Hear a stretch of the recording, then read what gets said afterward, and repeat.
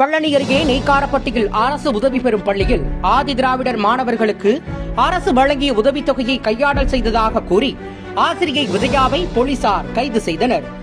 திண்டுக்கல் மாவட்டம் பழனி அருகே உள்ளது நெய்க்காரப்பட்டி. இங்கு அரசு உதவி பெறும் மேல்நிலைப் பள்ளி ஒன்று செயல்பட்டு வருகிறது.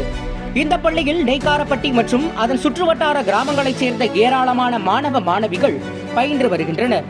இப்பள்ளியின் சார்பில் செயல்படும் விடுதியில் தங்கி படிக்கும் ஆதி திராவிடர் மாணவர்களுக்கு ஆதி திராவிடர் நலத்துறை சார்பில் விடுதிக்கான கட்டண உதவித்தொகை வழங்கப்பட்டு வருகிறது.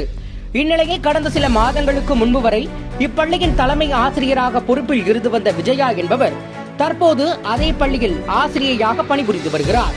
இந்நிலையில் இவர் தலைமை ஆசிரியராக இருந்தபோது ஆதி திராவிடர் நலத்துறை சார்பில் மாணவர்களுக்கு வழங்கிய உதவித்தொகையை கையாடல் செய்ததாக பள்ளி நிர்வாகம் சார்பில் பழனி தாலுகா காவல் நிலையத்தில் புகார் கொடுக்கப்பட்டது.